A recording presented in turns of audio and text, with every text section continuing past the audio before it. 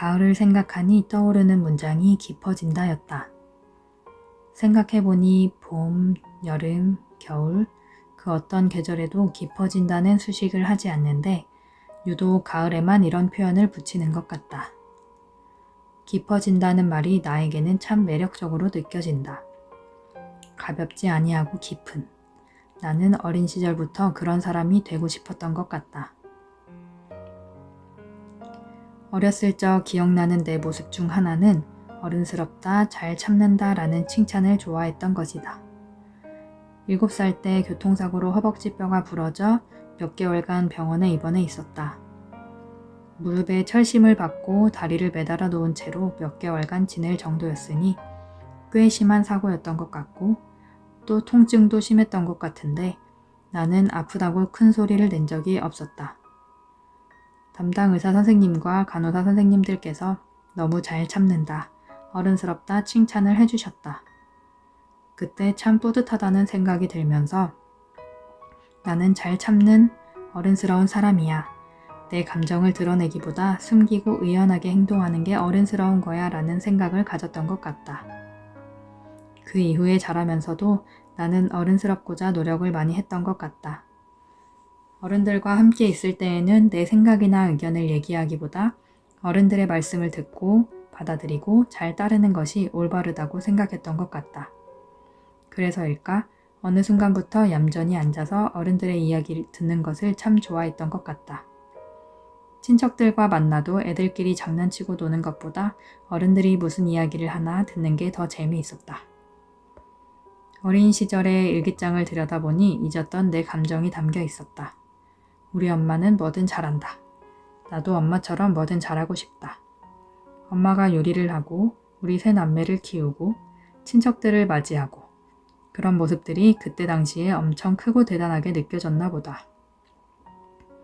나도 엄마처럼 되고 싶다는 말이 곳곳에 담겨 있었다. 그렇게 내 주변 어른들의 모습을 보고 말을 들으며 그게 내가 가야 할 길이라고 여겼던 걸까. 언젠가부터 그런 삶의 태도는 친구를 대할 때도 이어졌던 것 같다. 친구들과 대화할 때 내 의견을 말하거나 내 감정을 드러내기보다 친구들의 의견을 듣고 동조하고 분위기를 맞추고 거절하지 않는 것이 편하고 익숙했다. 그렇게 친구들을 대하면 친구들이 착하다고 얘기해 주었고 나 역시 스스로를 착한 사람이라고 생각했다. 어떤 날은 내가 이렇게 착한데 왜 친구들이 날 더 좋아해 주지 않는 거지? 라고 생각하기도 했다.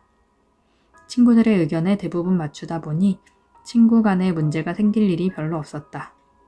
점점 나의 감정에는 무뎌졌다. 지금은 그렇게 느끼면 안 돼. 너의 감정은 잘못되었어. 그 감정은 넣어두고 이렇게 행동해야 해. 라는 자기 검열에 익숙해져 갔다. 고등학교 2학년 때 소풍을 가던 날 문제가 생겼다. 소풍을 가기 며칠 전 친구는 나에게 어떤 친구에 대해 친한 우리에겐 말도 없이 주말에 다른 친구들이랑 놀러 갔더라며 서운함을 토로했었다. 나는 평소처럼 친구의 의견에 맞장구를 치며 동조했었다. 그러고는 며칠 뒤 소풍에서 돌아오는 차 안에서 함께 앉아서 이동하고 있었는데 뒷자리에 있는 친구들이 같이 게임을 하자길래 좋다고 같이 게임을 한 적이 있었다.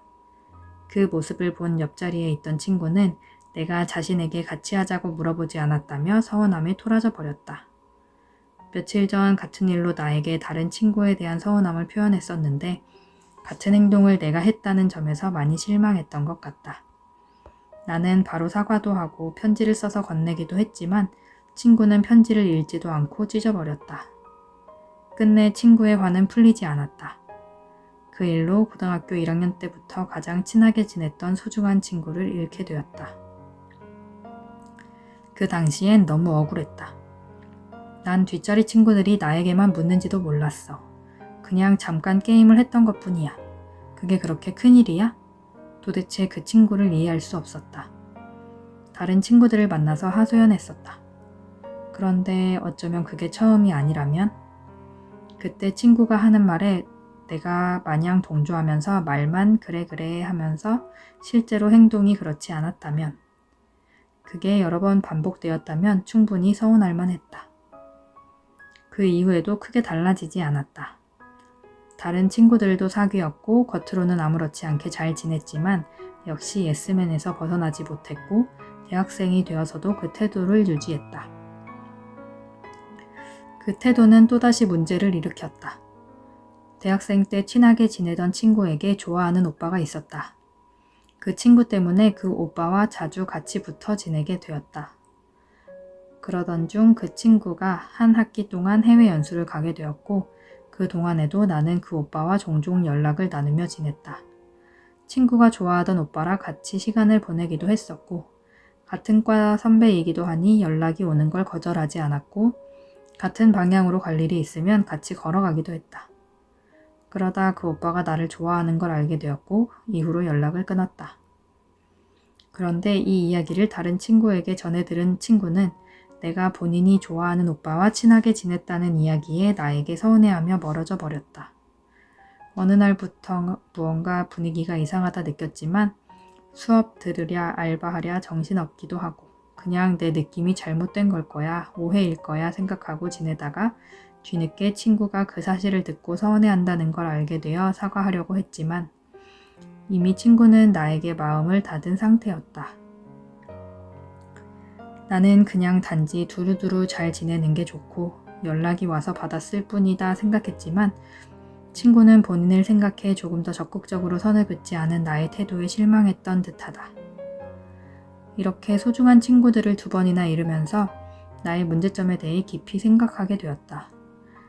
나는 친구들과 잘 지내기 위해 내 감정은 묻어두고 친구들의 의견에 장단을 맞추면서 내가 착하다고 생각하며 지내고 있었는데 사실은 관계 맺음에 중요한 건 그런 게 아니었구나.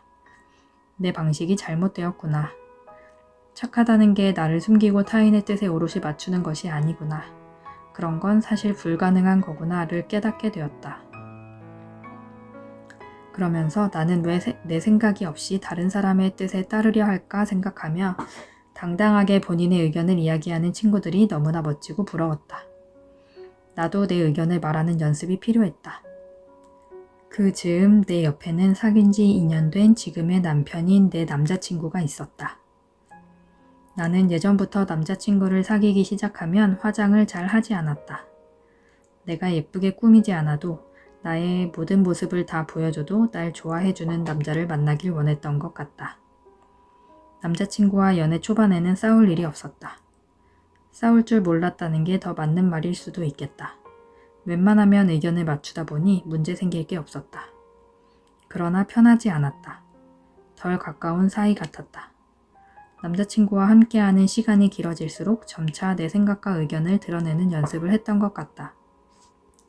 특히 친구들과 멀어졌을 때 같은 과였던 오빠는 그 상황을 오롯이 다 지켜보면서도 그냥 내 옆을 지켜주면서 오히려 내 편을 들어주었다. 그 덕분에 그 시간을 그나마 견딜 수 있었고 내 생각과 의견을 드러내고도 괜찮은 경험과 수용받는 경험을 그때 했던 것 같다. 그렇게 나의 못난 모습을 보여주며 남자친구에게 나를 가감없이 다 드러냈다. 어느 순간 내 남자친구는 내가 말을 하지 않아도 내 생각을 꿰뚫고 있었다. 놀라운 경험이었다. 오빠는 있는 그대로의 나를 사랑한다는 게 느껴졌다. 내가 이 남자와 함께라면 내 모습 그대로 살 수 있겠다는 생각이 들었다. 이런 경험들이 조금씩 나의 자존감을 높여주었던 것 같다. 내가 편안한 사람들에게 수용되는 경험을 했지만 그 이후에도 여전히 다른 사람들에게 내 생각과 의견을 표현하는 게 쉽지 않았다. 초반에 내 생각을 표현할 때는 항상 붉어진 얼굴과 억울한 감정이 함께 표현되곤 했었다. 아직 해결되지 못한 무언가가 남아 있었다. 사무실에서 함께 지내는 선생님 중 한 분이 계속 눈에 들어왔다. 그분은 본인의 의견을 가감없이 표현하였는데 나는 그 이야기를 들을 때마다 내가 그 이야기를 다 들어줘야 한다는 부담감에 많이 힘들었었다. 다른 사람들도 의견이 있지만 말을 하지 않는 건데 그런 건 고려하지 않고 본인의 의견만 표현한다고 생각하며 마음속으로 불만을 쌓아갔다. 그런데 주변 다른 분들의 반응은 그 의견을 농담조로 대놓고 구박하기도 하고 그러면서도 즐겁게 그 의견을 받아들여 주었다. 그런 모습들을 보면서 점차 그분의 의견 표현이 감정과 묶여있지 않고 담백하구나. 그래서 그런 표현들이 밉지 않다는 생각이 들었다. 그리고 더 놀라운 건 그 의견이 수용되지 않았을 때 아무렇지 않은 그분의 태도였다. 자신의 의견을 들어주지 않아도 너무나 쿨하게 넘어갔다. 아, 저분의 의사표현에 이 말을 꼭 들어줘야 한다는 무게감이 없는 거구나. 그래서 쉽게 의견을 표현할 수 있었던 거구나. 내가 그 선생님의 의견을 꼭 들어줘야 한다는 부담감을 가질 필요가 없었던 거구나를 깨닫게 되었다. 나는 뱉는 말의 수가 많지 않았지만 한 번 뱉었을 때 내 의견이 거절되는 걸 견디기 어려웠다. 내 의견이 거절될까봐 말을 뱉지 못했던 거라는 걸 알게 되었다.